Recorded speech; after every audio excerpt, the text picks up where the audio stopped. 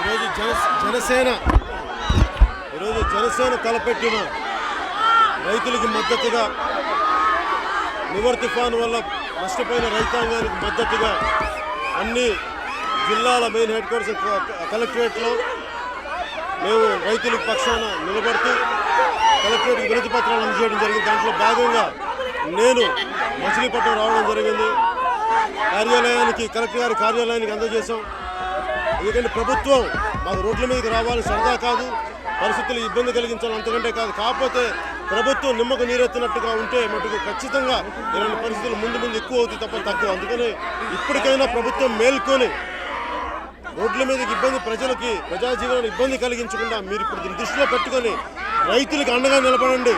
తక్షణమే 10,000 ఇవ్వండి, 35,000 వెంటనే మీకు ఎప్పుడు కుదిరితే వచ్చే అసెంబ్లీ సమావేశాల్లోపు ఖచ్చితంగా ప్రకటించండి. లేని పక్షం ఇందాక మేము సభలో చెప్పినట్టుగానే వచ్చే అసెంబ్లీ సమావేశాలు ఖచ్చితంగా అసెంబ్లీని ముట్టడైతే చేస్తాం. ఖచ్చితంగా రైతాంగానికి అండగా అసెంబ్లీని ముట్టడి చేస్తాం. దీనిని వైసీపీ ప్రభుత్వం మర్చిపోకూడదు. సీఎం గౌరవ ముఖ్యమంత్రి జగన్మోహన్ రెడ్డి గారు కూడా మర్చిపోవద్దు.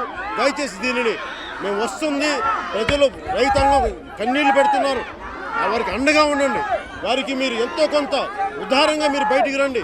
దాదాపు 17,500 కోట్లు మీకు మద్యం ద్వారా వచ్చే ఆదాయాన్ని ఈ సంవత్సరం వదులుకొని మీరు రైతాంగానికి తక్షణం నిలబడవలసిందిగా మీరు ఇప్పటికైనా మేలుకోకపోతే భవిష్యత్తులో ఇది మరింత తీవ్రతగా తగ్గే పరిస్థితులు కాదని తెలియజేస్తున్నారు. అందరికీ మనస్ఫూర్తి ధన్యవాదాలు. Thank you.